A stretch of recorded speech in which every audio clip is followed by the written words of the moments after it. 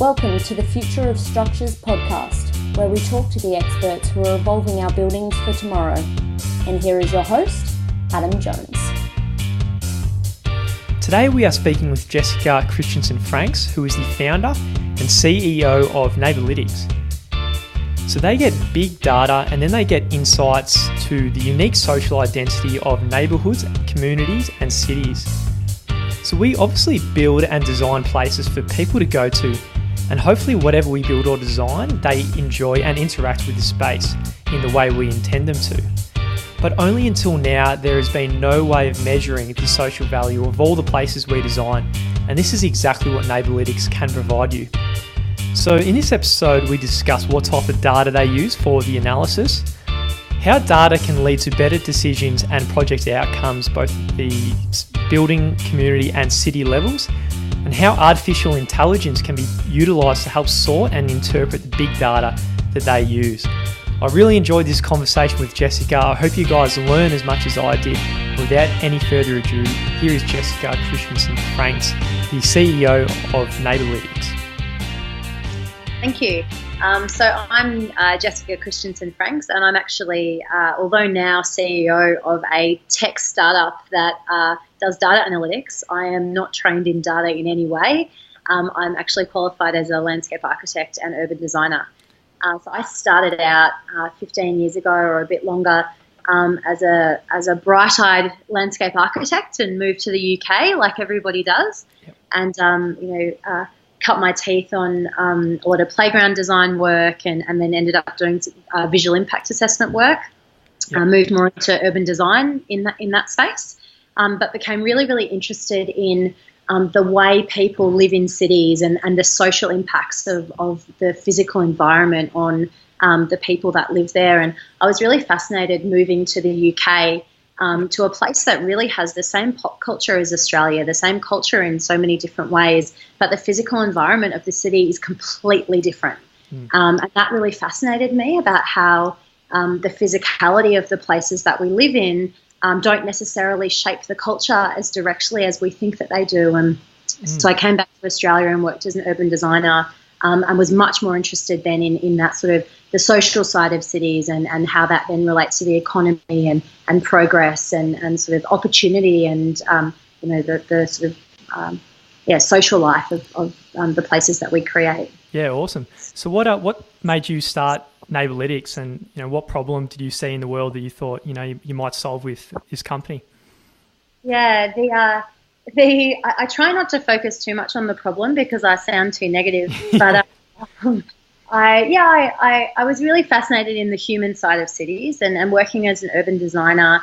I'd worked on a lot of really exciting urban renewal projects and greenfield projects and very large ones across Australia. But what was happening again and again is we tend as urban designers to focus on the physical environment. We focus on getting the building height right and the width of the roads right and, the train line in the right spot. And, of course, all of that's really important. But when people talk about the places that they love or the things they love about their local neighbourhood, they don't talk about the paving design or even often the building height. They talk about the friends that they have and the things that they do in the local park. And so I was really interested in how we could bring more of that lifestyle conversation into urban design. How do we help the town planning and urban design industry understand lifestyle and understand the social life of cities?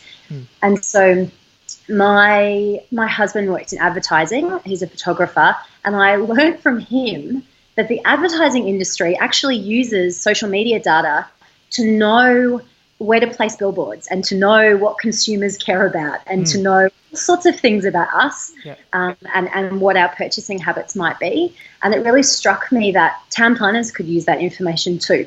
So when we're designing a new park or a new development, if we knew more about the sorts of behaviours people have in their social lives, the things that they like to do on the weekend, we could design better places. And so that's where the idea for Neighbourlytics came from, is tapping into these data sets that are already out there. Google, TripAdvisor, Facebook, Zomato, Instagram, and these information sources paint a really nuanced picture of how people live their lives and what they value and even who they are. And that's very different from place to place, and that's what we tap into. Yeah. So you mentioned like TripAdvisor and Facebook and Instagram. So what kind of data exactly is it? So if I tag myself somewhere or hashtags or what's the actual data look like that you guys use?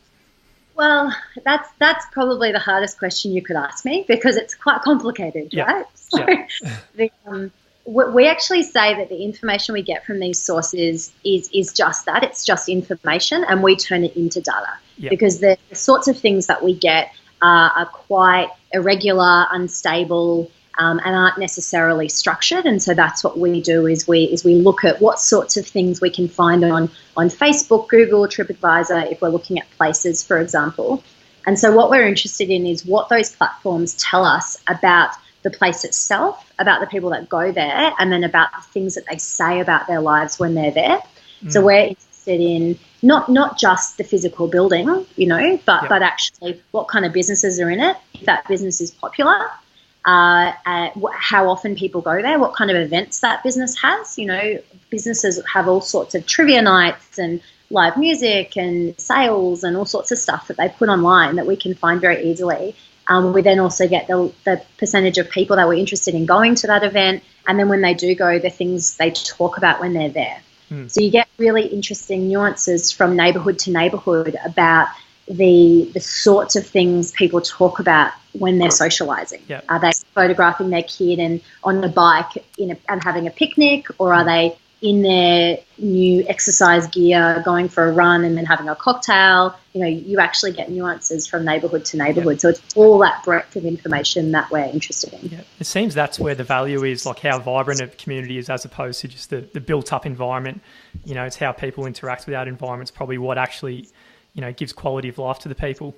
Yeah, that's exactly it. And I could never quite understand why, as urban designers, we spend so much time focusing on, say, you think of like a term like active frontages, and we talk about getting the rhythm of the frontages right and making sure that there's a lot of openings and all the fenestration and all of this to get a level of activity.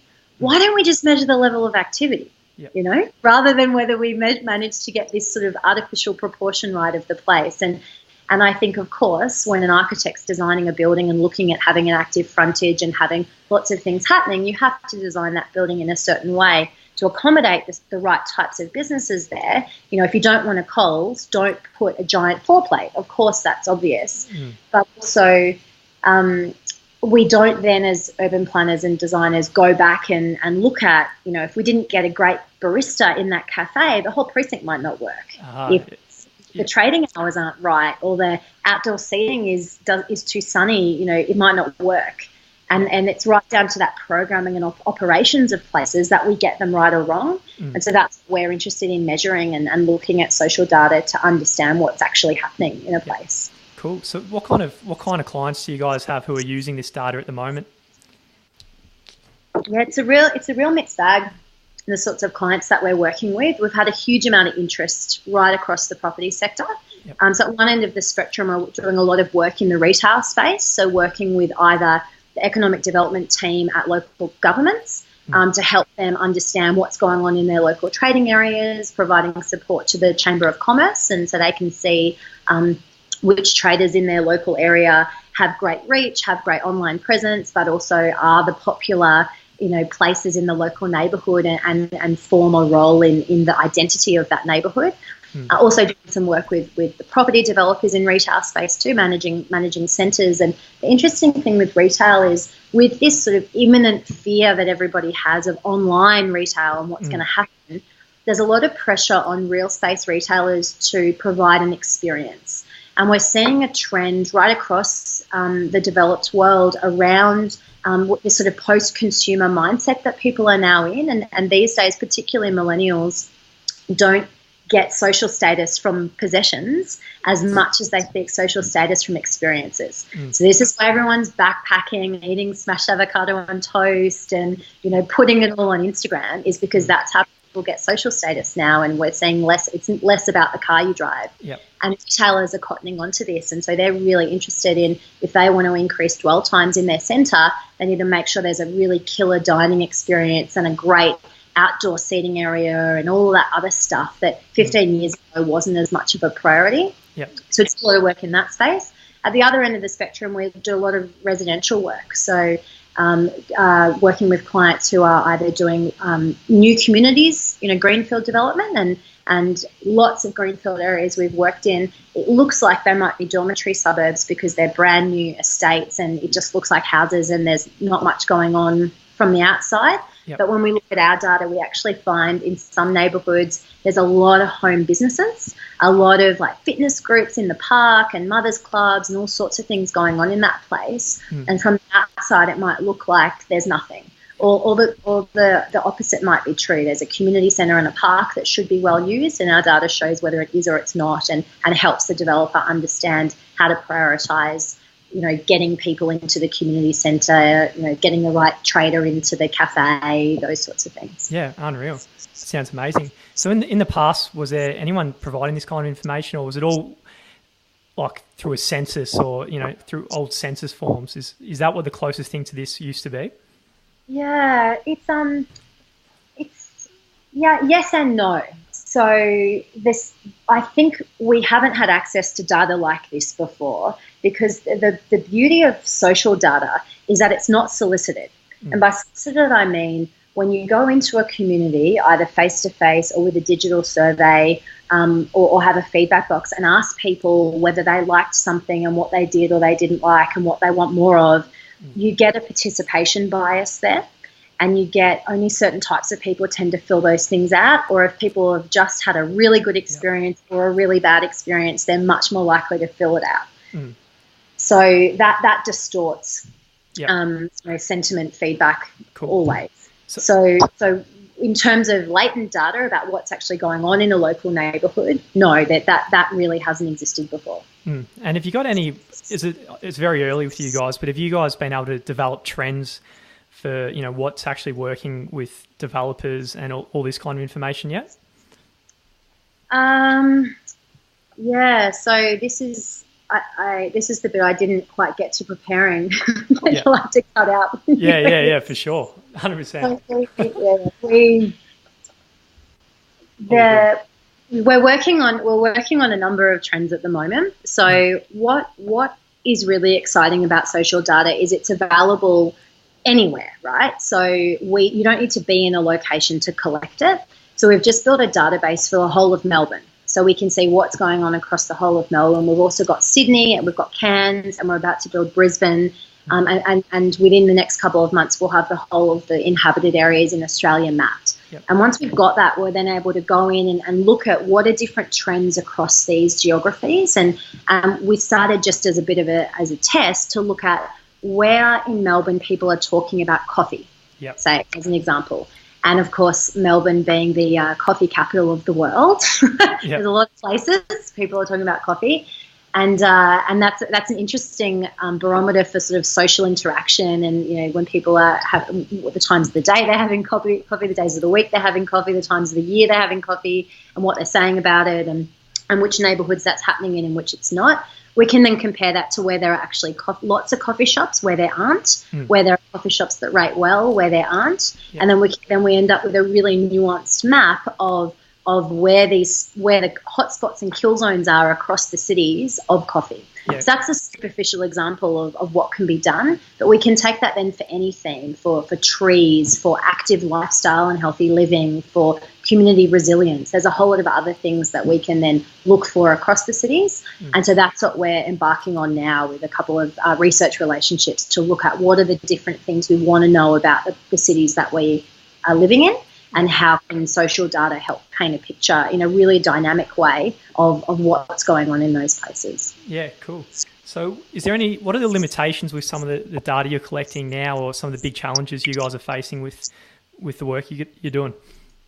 Yeah, a big challenge with this sort of data is that, say, Facebook data alone or Google data alone is too unstable and too fragmented to be of use.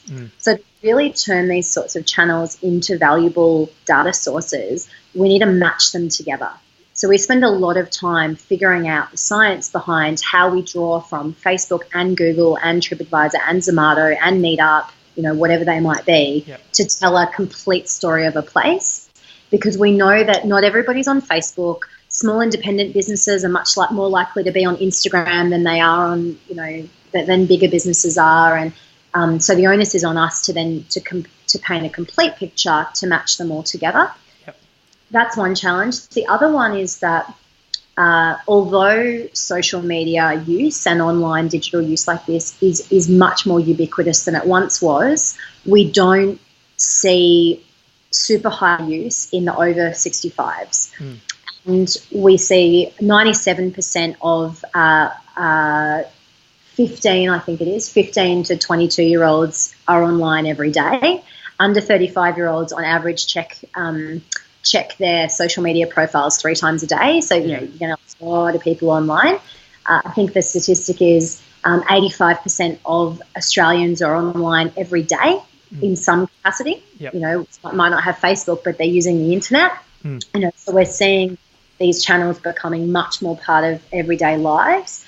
But I'm particularly interested in the sections of the community that are perhaps less present in the conventional data collection sources, and understanding what's going on in retiring communities and elderly communities is really important. And there's definitely a gap in our data in that end of the demographics. Awesome. Can you use the data to compare cities, so Melbourne with other big cities in the world, to get information for the state government? Yeah, definitely. And we're doing that exactly now. So we had a couple of clients actually who we worked with UTS in Sydney, and they're interested in how Sydney is as an innovation district, so around their campus in Ultimo. And so we collected data around RMIT and Melbourne Uni in Melbourne, and also University of Toronto and Ryerson in Toronto, because they know those precincts are really buzzing, vibrant innovation districts, and they wanted to know more about the ecology of what's going on in those places and how they function. The really interesting thing about the Toronto data that anybody who's lived in Toronto would tell you is that there's a huge presence of community groups and traders associations and not-for-profits in and around the university precinct that activate the area and are really involved in the community. And it's exactly that kind of information that our data was able to provide, so that the Sydney Innovation District can see that their strength in bars and nighttime entertainment might actually be the entire picture when it comes to an innovation district. Yeah, awesome. Yeah, of course. And is the data analytics being able to combine with other technologies on the horizon, like AI is a bit of a buzzword, but are you allowed to utilize any of these kind of new technologies as well to help you out? Yeah, absolutely. We already are in some ways using some of the artificial intelligence APIs that are available. And we've got a big project with machine learning coming up that we're working on about looking at Instagram photos and Twitter feeds to understand active lifestyle, and across Melbourne where people are actually having a healthy and active lifestyle as compared to how they fill out as compared to how many people have gym memberships. So you can scan the Instagram photos and see how fat everyone is in certain towns. Well, not how fat they are, but maybe what kind of activities they're participating in. Yeah, maybe not like that. Unreal. So what, for the buildings industry in general, what is most exciting for you in the future, or what do you think will have the biggest impact on the buildings industry? Yeah, I think in the next 12 to 24 months, we're going to see a huge jump in the way data can actually help us make better decisions. And there's a couple of reasons for that. One is because now online storage of data is so cheap and easy to use. Anyone like me can start these sort of data analytics businesses and really interrogate large data sets that we weren't able to do a few years ago. And that's a total game changer when it comes to everyone being able to access data and use it in decision making. But we're also seeing, with the rise of the Internet of Things and just sensors being embedded everywhere, and everybody carries a sensor with them at all times in their phone, it means that there's just so much information out there, and all it takes is people like me to say, let's think about that information in a different way and apply it to different set of problems. Yep. And I think that, there's a lot of buzz and evangelism around data analytics at the moment, but over the next 12 to 24 months, I think we're going to see a real boom in really relevant, pragmatic applications of data, making decisions about the property industry as a whole. Yeah, unreal. So if people want to find out more, Jess, where can they find you or Neighbourlytics? Yep, so you can jump on our website, www.neighbourlytics.com. If you know how to spell neighbour the Australian way, neighbourlytics.com. Hey guys, Adam here. Just before you go, just one quick request. If you're enjoying the show, please leave a review. It helps our rating and ranking on iTunes so more people can hear from the people who are making our cities better places for our future.